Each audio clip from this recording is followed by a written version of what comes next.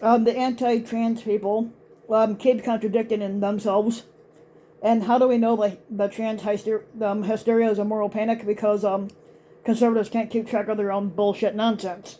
Um, it should be self-evident from the tone and tenor of the discourse, meaning the mass hysteria over trans people right now, is that we're experiencing what we're experiencing is a moral panic in the same veins of the satanic panic back in the 1980s. Now, for one thing, the whole shebang is being led by unhinged QAnon conspiracy theorists like Representative Marjorie Trader Green and the libs of TikTok lady, who are basically people who ignore actual real world sexual abuse in order to indulge in blood libel style accusations painting the LGBTQ people as pedophiles, which they're not. And for another, the supposed whistleblowers, the right trots out are reminiscent of the sort of shady grifters that always step forward during these moral panics, such as the liars who claim they used to be Satanists, the ex-gays, or people who say embryos scream during abortions, which they don't. Now, seriously, Jamie Reed, the lady that they're using to make false accusations at gender affirmation clinics, is saying kids identify as helicopters, which they don't. One wonders if she's testing how much nonsense people will swallow because they want their prejudice affirmed so badly. As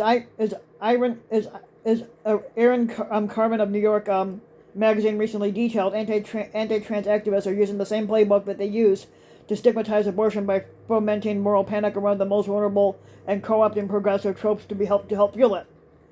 Now, sadly, there's been robust traffic for centrists and concerned trolls who are ready to ignore all the red flags here.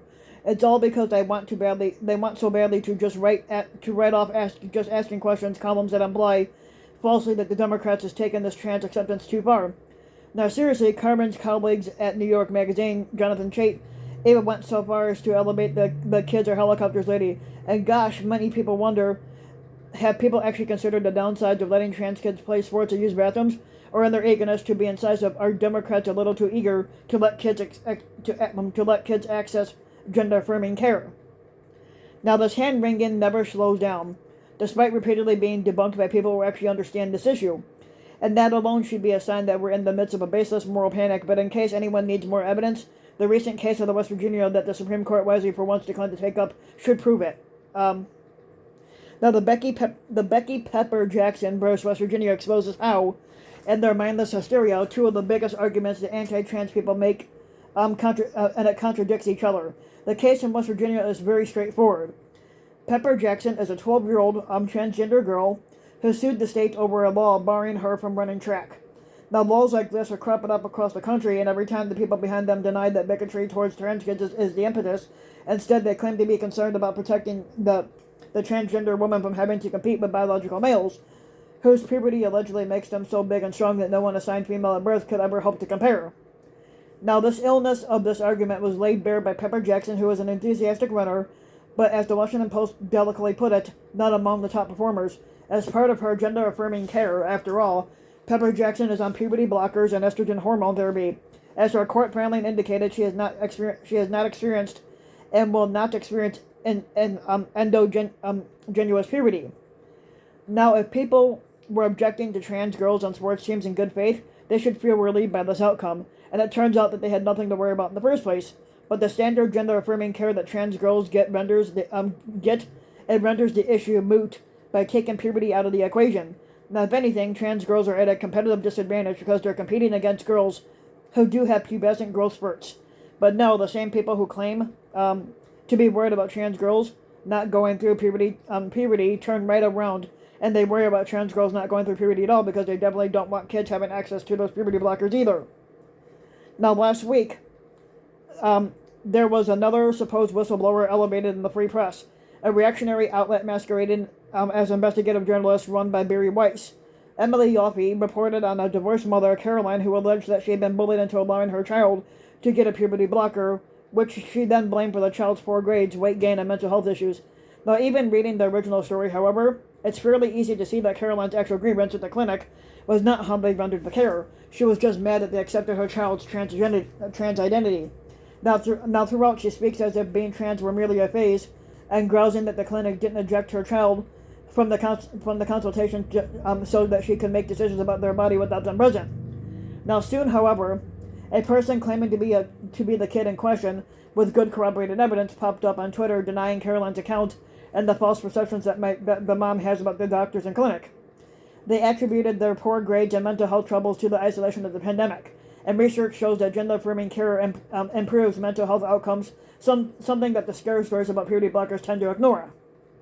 Now, what is truly telling about all this is how the anti-trans concern trolls flat out ignore how puberty blockers are also the solution to their other stated concern. Trans girls will have a hormonal advantage over the cis girls in sports, of course, not if they're on puberty blockers. Now, on Thursday, President Joe Biden's administration proposed a rule to change Title 9, and it's meant to clarify some of these questions. On one hand, schools would not be allowed to categorically bar trans athletes from competing. Now, on the other hand, the rules would give schools leeway to handle the situation on a case-by-case basis by assessing the child's age and medical treatment to determine if they do have an unfair advantage or whether they present a safety risk to other kids. Now, this rule change was welcomed by some trans advocates and criticized by others. Now, however, one wonders how one feels about the rule. However, reading the actual details suggests that this change is less about politics and it's more a direct response to the rise in localized controversies that proper medical care. Skip the whole thing here. It's less about politics and more a direct response to the rise in localized controversies that ensnare actual children. The Pepper Jackson case shows that with proper medical care, a trans kid's participation in the school sports is unlikely to be a threat to fairness or safety. Now, the Biden directive should be read as legitimizing those kids' spots on the team, but as many activists pointed out, bad faith ratings by transphobic schools could be given too much wiggle room to deny kids a chance to play, even if the kids are receiving hormones that address any real world concerns and questions. Now, this is an important debate between serious people. It's sadly getting hijacked by unserious people such as Substacker Matt Iglesias, who didn't seem to read past the headlines and were taking their pot shots.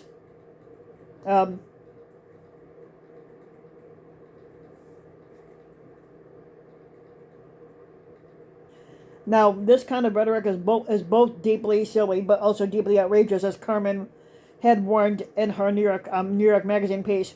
Centrist pundits who validate anti-trans talking points talking points like this only serve to launder what it is.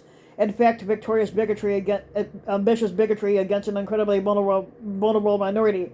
Now, don't be a mark for this coordinated, well-designed plan by the religious right to strip people of basic human rights. Sadly, there's too much attention and money to generate by winking at anti-trans bigotry. As long as that's true, far too many supposed Democrats are going to ignore this call for basic human decency.